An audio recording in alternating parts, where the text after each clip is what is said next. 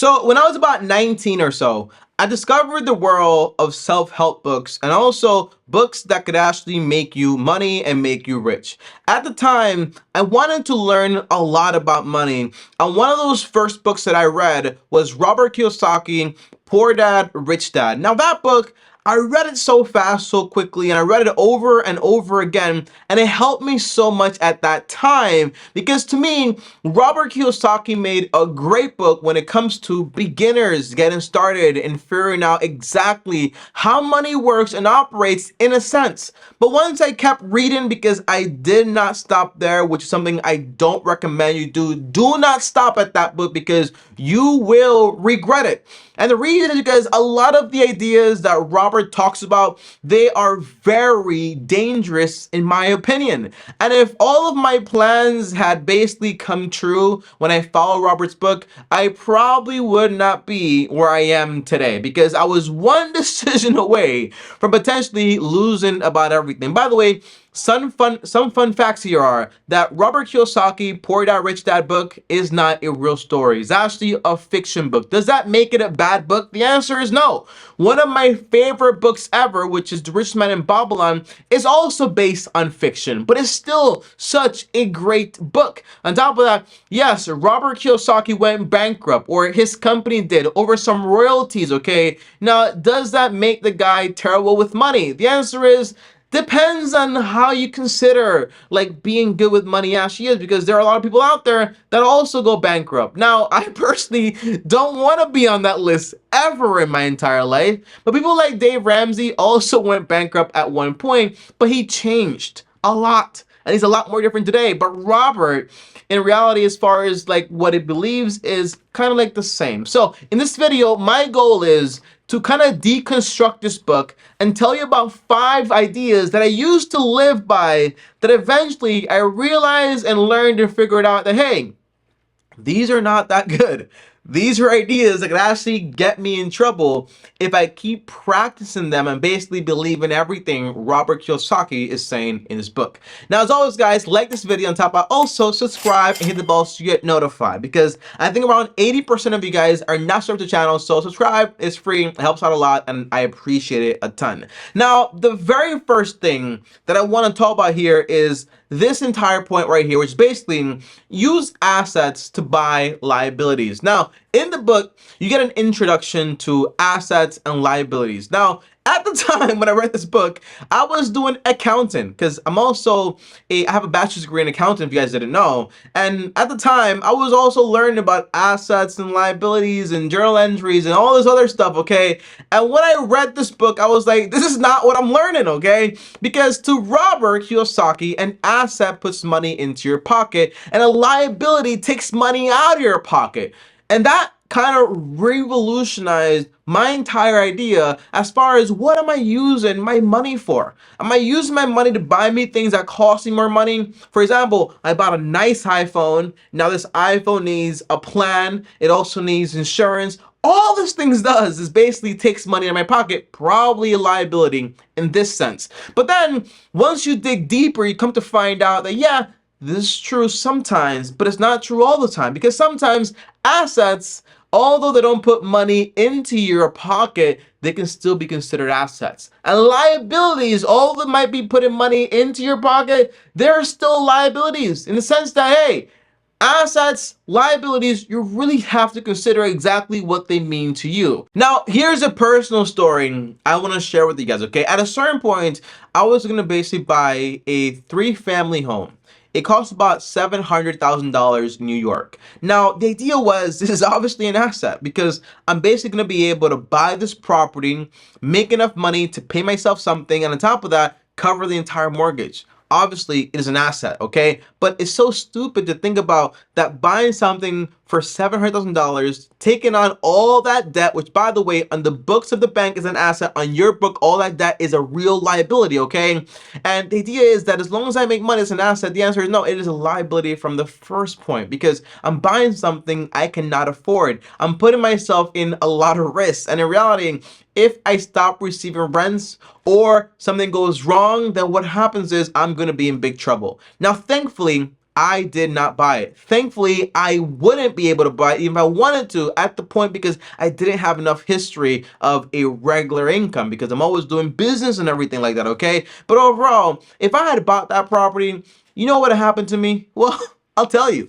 COVID happened right after that. So imagine me having this property, not being able to collect any rents whatsoever because it was New York. People took advantage of that, okay? And I would have been sitting like a sitting duck and I'll be like really in trouble. So my point is, don't just consider things that put money into your pocket assets, things that take money out liabilities. No, sometimes an asset is something that might not put money in, might even take money out. And that's just fine. More on that later. But buying things that you cannot afford for the life of you, just for the sake of making some money and taking on all that risk, all that debt, isn't smart. Now, number two is going to be, guys, okay, good debt and bad debt. And again, the same concept is risen here, okay? Good debt makes you rich, bad debt makes you poor. And the idea is if you use debt to buy things that are going to make you money, that's good debt. If you use debt to buy things that aren't going to make you rich, for example, like consumer debt on credit cards and personal loan debt and so on, the answer is that's bad debt.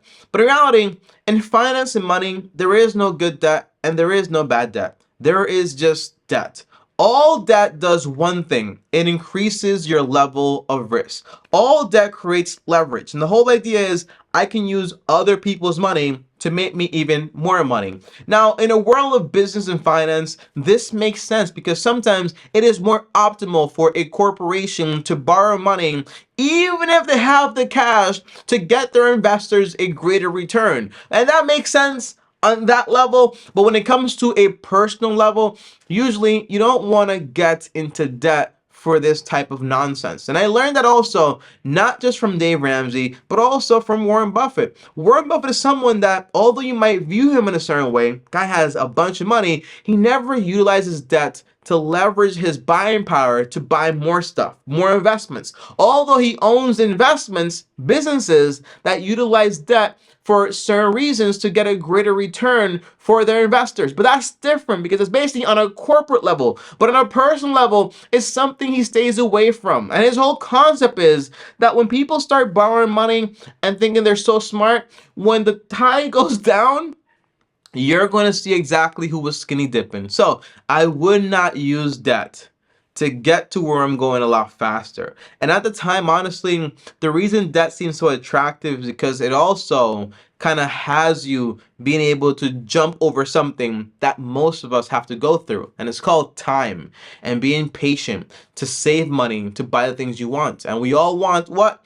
Instant gratification, to be able to just basically get that by, use people's money, and just do things a lot faster. But what you really create is a house of cards, and whenever something goes wrong, you will put yourself in a losing position and lose everything. I have a friend, or had a friend, just spoke to him a few times, not really my friend, okay?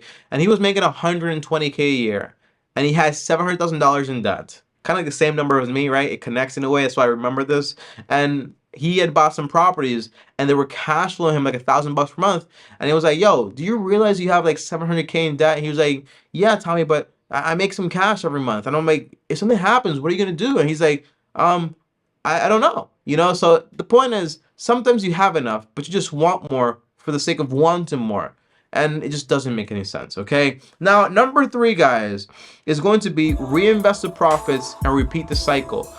In the sense that whenever you're buying a property, real estate in a sense, and it makes you money, use that money to buy more properties that they cash flow or make a positive return, and you keep doing it over and over and over again. And I used to be big on that until I read a book called Profit First, okay? That guy is so cool, man. He sent me like a bunch of books and I basically give them away to you guys, but Profit First is a great book. And he taught me that when you have a business, you have to treat it like a cow. You have to take the milk out, okay? You have to take the money out. When you have an idea that all you have to do is basically keep reinvesting your profits and going to all in all the time, again, from a business point of view, that might make sense. From a personal point of view, that's very stupid because every single time you do that, you're putting yourself at greater risk because businesses overall, they run risks.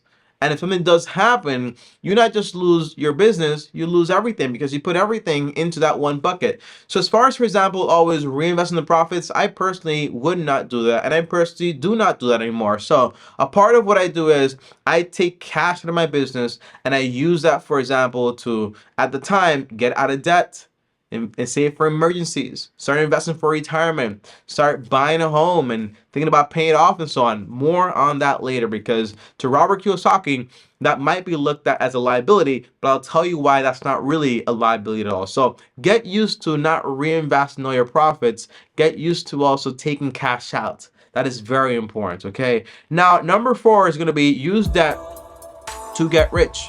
Overall, by this point in the video, you're probably realizing that a lot of the things we hear in the book of Robert Kiyosaki, a lot of it is just basically leverage and using more money to make more money, and not just use your money to make more money, but use other people's money to make money. You know, a great book that I love, which is a great alternative to this book, is called, for example, The Richest Man in Babylon, because it's a lot more realistic and it's a lot more boring and it's a lot more less dramatic. And it talks about you want to use money to make more money, but never talks about, for example, you want to use other people's money all the time to make money. It talks about, for example, yeah, you can borrow money for good reasons. For example, if you're a business in a sense, you can borrow money, for example, to buy a home, and with the money you would have paid, for example, in rent, you can pay it to them, and that's basically perfectly fine. But the point is, right, you want to be very careful with this. You want to use your own power, your own buying power, to buy things that make you money, not buy debt or get into debt to buy things you can't afford. Because if you need the debt, you obviously can't afford it, and basically run the risk that if you lose that, you basically lose everything. You know, the game of finance is a game like a marathon. The goal is to finish. And if you think it's a sprint, you're trying to get there fast, you might not make it at all. You might just lose all the energy before you even get there in the first place. Now, lastly, and number 4 here is number 5.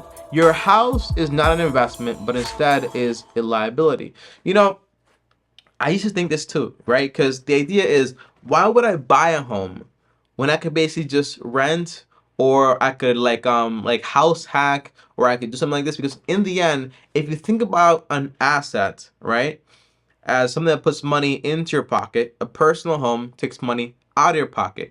If you think about good debt as something that, for example, puts money into your pocket or makes you rich, a personal house is not doing that. But in reality, it's why I say that assets and liabilities and good debt and bad debt cannot just be terms that you basically just turn them into whatever you want to. There are real terms, okay? They exist in this world. So my point is, whenever you buy a home, it's not an investment in the sense that it's actually going to produce a positive return, because once you run the math of maintaining a property, all the costs associated to actually getting this property, you're just probably just gonna like basically cut even, right? You're not gonna really gonna make a profit whatsoever. But what a home actually does is, when you buy it the right way, not your dream home, that's all marketing and BS, okay? But what I mean is, for example, when you buy a home you can basically afford to pay off in 15 years or less, that's no more than a third of your monthly income, like the cost of it, right? Not the total cost, but the actual monthly cost of it, right?